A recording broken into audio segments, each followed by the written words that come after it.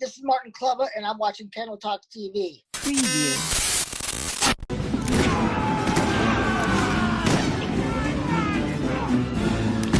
What's up, guys? It's your host, Kendall Tucker. Today's special guest is no new face. You've seen him on several films such as Pirates of the Caribbean, Oz the Great and Powerful, Project X, Scrubs, and much, much more. Today we have Martin Klebba with us. How's it going, brother? Doing good, bud. Doing good. Chilling. Good, man. How's quarantine life treating you? Stir crazy. My wife hasn't let me drive in 8 weeks. I haven't been in any of my cars or truck or anything. Not even on my motorcycle. Wow. Your wife staying home as well? Yeah, she's a school teacher, and she's quite a bit younger than I am, so she's trying to make sure that this 50-year-old don't, get sick or something before it's time. I hear you. So, I hear chilling. you, man. So let's jump into it. How did you get your start in acting? I always say, I want probably go back to high school because I was, in 8th grade, you take your classes that you want to take in high school, and I was never a student kind of a guy, and I thought, one of the things is drama, so I'll take that to try to keep up some kind of a GPA. Yeah. And but I fell in love with it, and the teacher loved me, and next thing I know, by the spring of my freshman year, they were doing Peter Pan, and she cast me in it, and everybody kept saying, she's gonna make you Tinkerbell, and I'm like, I was Mr. Badass by then. I'm like, fuck that, Yeah. And but I ended up playing Smee Nice. became one of my best friends, who was Captain Hook, and ever since then, all my buddies. I mean, I have my guys that I grew up, all the way up to high school and through high school, because I was doing a little bit of the, smoking a little ha-ha, but I just eventually kind of just gravitated over towards my other friends, the drama jocks, and whatever, and that led to after I got out of high school, I chose or I went to work at New York City at the Radio City Music Hall. Nice. Doing the Christmas show, and one thing led to another. Got on a Broadway tour, then I decided, one of these days I got to find out what LA like, and because every little person I knew was like, you don't want to move to LA, you'll never work, there's so much competition, and I listened to that for 10 years, and finally when I hit 30, I was like, I got to at least try it, and Yeah. so I've been here for 20 years, and I'm kind of over it now. I'm ready to retire or whatever, but if anything cool comes along, I'm still up for it. Cool, man. Yeah, and it's been great for you as well. So now I know every project is different, but for the most part, is there more money in the Broadway scene or the films scene? Oh, I would say definitely.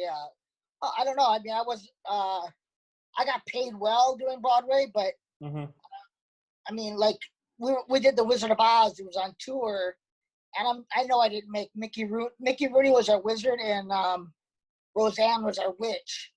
So I know I didn't make that kind of money. They probably made bank, but I'd have to say film is where there's more money, because then the residual stuff kicks in. Like, like you see, Friends is on all the time.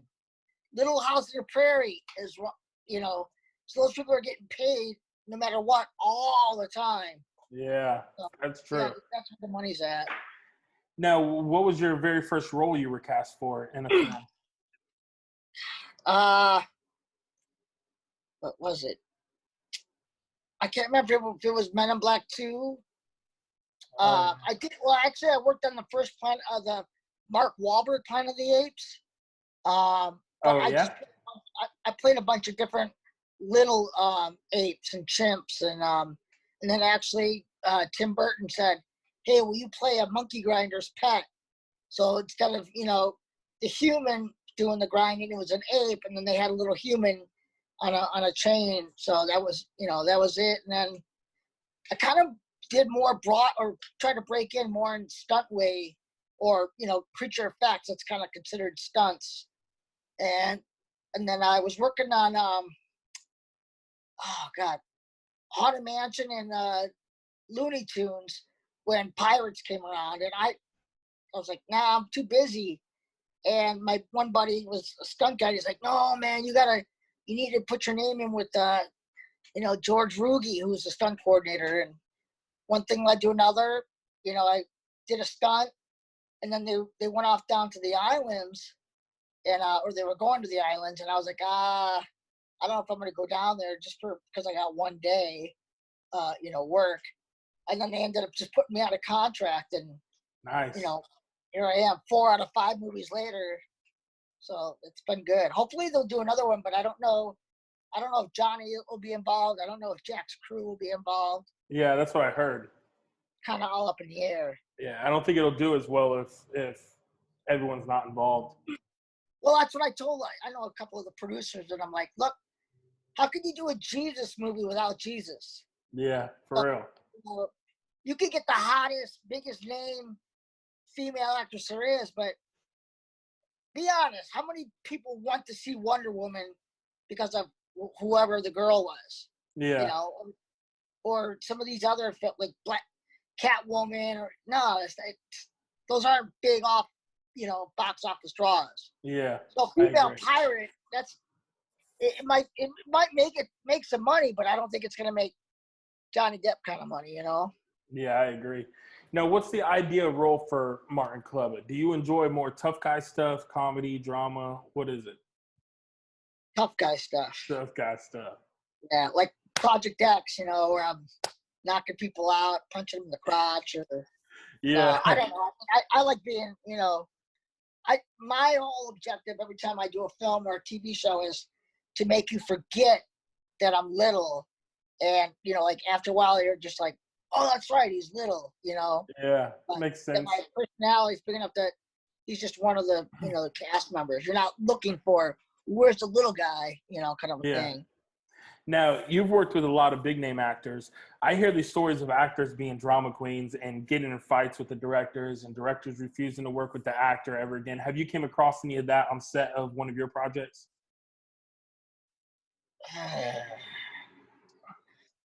No, the only time I know that there was somebody didn't come back, and that was Anna Marie in the first Pirates, which was Zoe Zaldana. She didn't come back for 2 and 3. I don't know what the real, what the whole thing was, but that's really it. I mean, I know some actors that are pretty big drama queens, and I mean, I won't mention names, but stuff like, they'll request 4 trailers, and they'll make them in a square, so there's an inside area so that they can work out, have their buddies, and then the public can't see.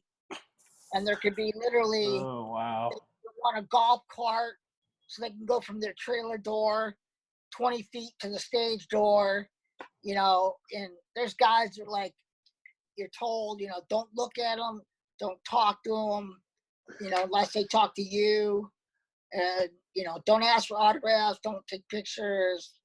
That's crazy. Now, how was it working with Johnny Depp?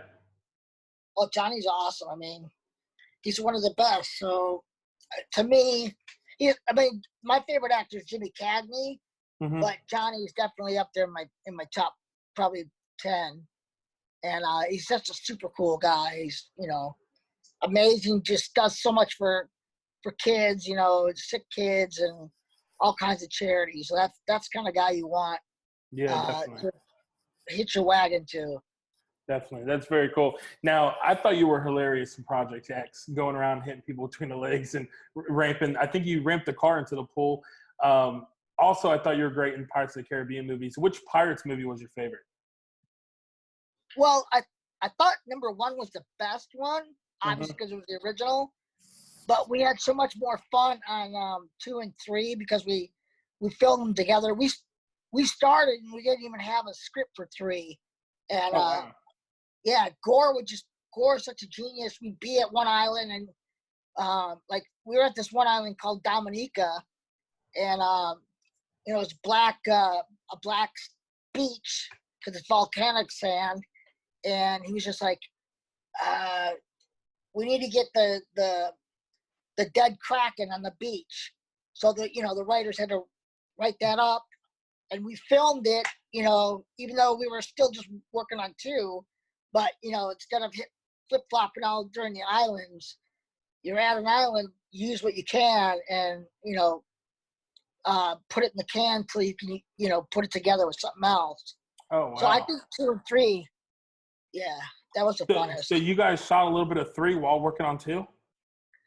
Well, we worked a little bit of 2, yeah.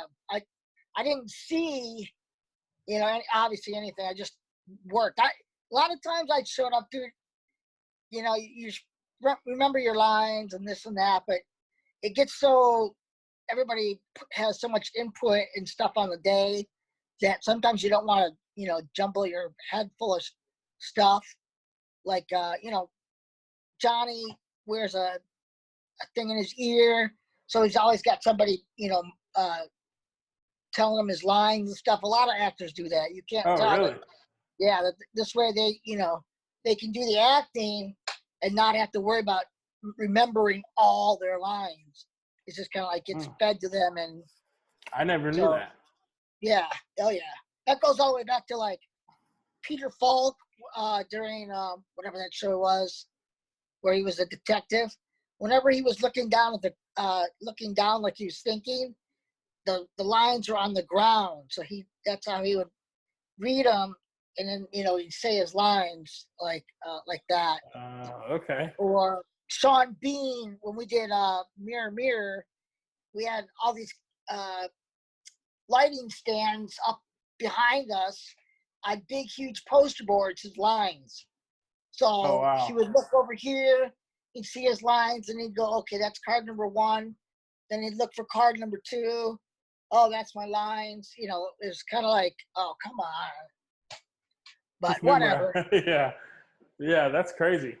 Now, when you audition for a role, I know a lot of times they say what they're looking for in an actor. They want lean, skinny, fat, tall, short, etc. When you audition for Pirates of the Caribbean, were they looking for a dwarf to play your role, or did you just audition for a pirate role? Oh, I didn't actually, like I said, I put my name in with the stunt guy. And in the script, there was a scene where we're on this pier where Johnny first meets his crew, and he's walking down the pier, and Mr. Cotton and missing the tongue and all that stuff, and the bird does the talking or whatever. But it was written in there that he then looks down and there's a dwarf, and his name was Dirk at the time, and but since we'd already filmed a scene where we're at sea during this huge storm, and I'm swinging across on a rope, and everything. Gore was just always used to calling me Marty, so that's what he just, hey, Marty, and then it just changed to Marty. So the action figures and everything else, just as Marty, became my name. That's cool. Now, what's your favorite role to date? Would it be Marty on Pirates?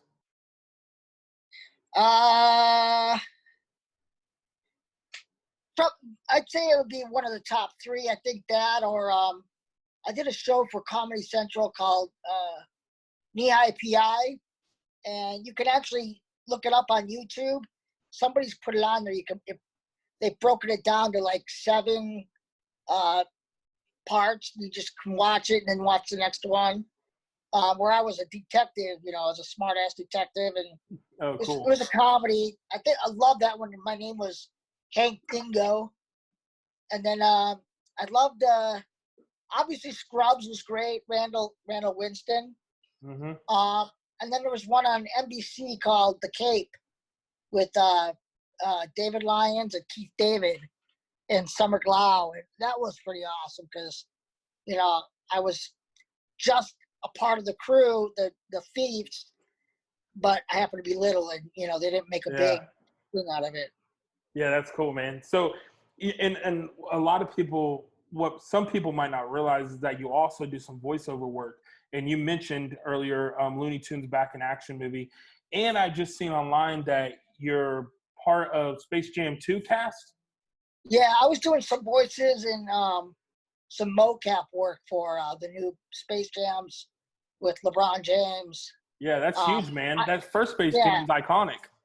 Yeah, I don't know that by the time you go to doing the voices again, when they actually go into the booth, they'll probably change it up. They'll get some big name, Warner Brother people that have been doing the voices all along.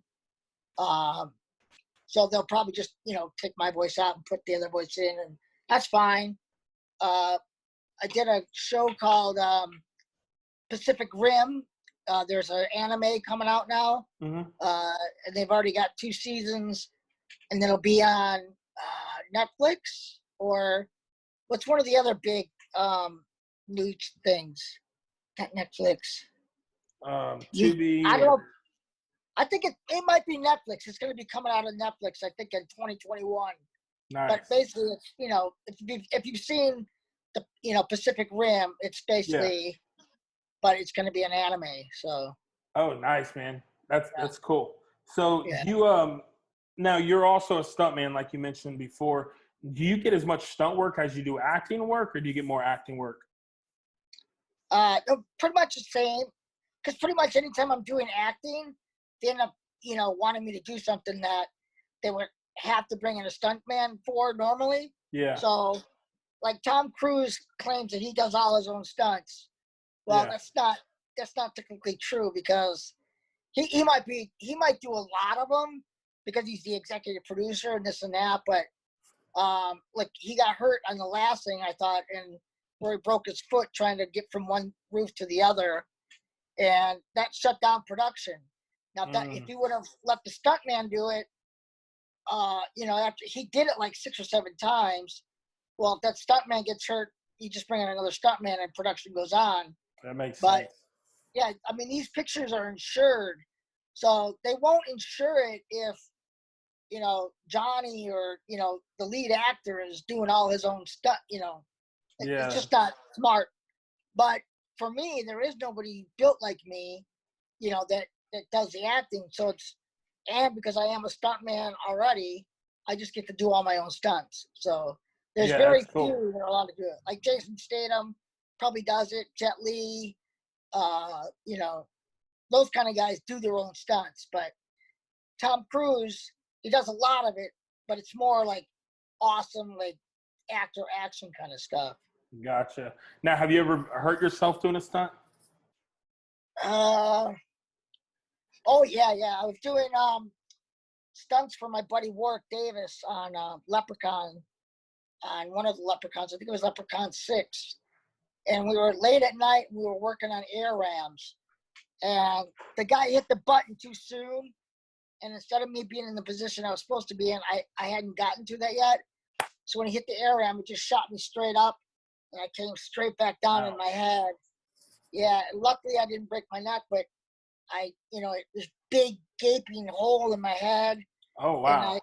And I was like, I stood up, and all of a sudden the world started going, woo! And, 3 o'clock in the morning, I'm in a, ER. Luckily, there was a plastic surgeon that happened to be there at that time in the morning in LA, and you can't even see the scars, so barely. Yeah. But it's not like one of those scars when like the the bigger people get the excess skin taken off and you get the big gap. No, it's not like that. Well, that's good. Yeah, is there a certain stunt that stands out from the rest that was scary for you? Like really had your adrenaline going? Driving the car into the pool was pretty scary. Oh, you actually did that? Yeah. Because you have to take into account for the people that are crossing in front of you. There was a couple of stunt guys in the pool, and they have it all down to a science. Like, all right, you got to be going this speed when you hit the whatever to get you into the pool. And luckily, one of the stunt guys who was in the pool at the other end had moved over to the corner, and when the car came in, it went right for him. But luckily, because the two sides, the 90-degree angle, it stopped the front of the car from crushing him. And that car had no bottom too. So like I was in a cage when I was driving it, but all I had to do was undo the buckle and then swim out underneath the car if I had to. Oh, okay. Even though I swam out through the window, the bottom of the car was out if I needed it to. Oh, that's cool. Yeah, I don't know why. I mean, you said you did all your stunts. I wasn't expecting that I thought you just got out of the pool. You know how they do Oh the yeah, movie no. magic and stuff, but I didn't know you actually ramped the car into the pool. That's Oh cool. yeah. Oh, yeah. That's pretty cool, man. Now, I know COVID-19 put everything on hold, but can we expect to see you in anything else coming out here in the near future you've been working on? Uh, no, there's something top secret with Disney, and then there's